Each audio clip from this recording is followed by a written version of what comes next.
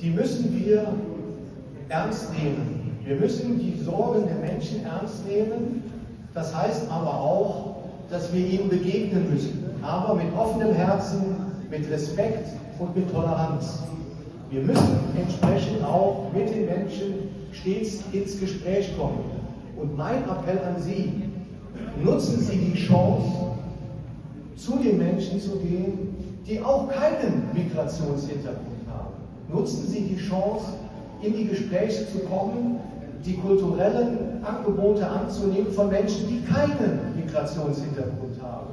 So schaffen wir es, eine Gemeinschaft für alle zu werden, ohne dass wir uns assimilieren. Jeder soll seine Religion, seinen Glauben verfolgen dürfen, so wie das Grundgesetz es in Artikel 5 auch vorschreibt. Und eine Maxime habe ich mir in meinem ganzen Leben auferlegt, und die kann nicht besser beschrieben werden als das, was in Artikel 1 unseres Grundgesetzes steht. Die Würde des Menschen ist unantastbar. Da steht nicht drin, die Würde des Deutschen ist unantastbar.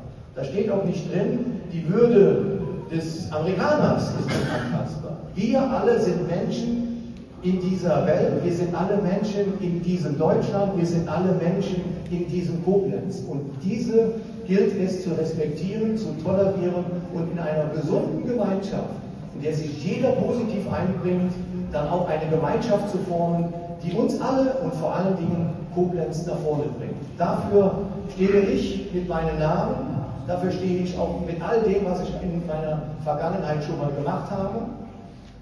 Denn auch als der Ukraine-Krieg losging, habe ich mich engagiert, um dort Flüchtlingen zu helfen.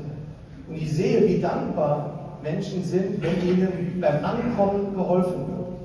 Ich sehe aber auch, dass wir da noch viel zu tun haben. Wir müssen noch viel mehr ihnen beim Ankommen vielleicht helfen. Das setzt allerdings voraus, dass beide Seiten auch gewillt sind, miteinander diese Schritte zu gehen. Mein Appell an Sie, gehen Sie die Schritte auch mit uns, gehen Sie auch auf Menschen zu, die keinen Migrationshintergrund haben, denn so schaffen wir ein Koblenz für uns alle, das weltoffen, tolerant und respektvoll mit allen Menschen in unserer Gemeinde umgeht. Ich danke Ihnen für Ihre Aufmerksamkeit.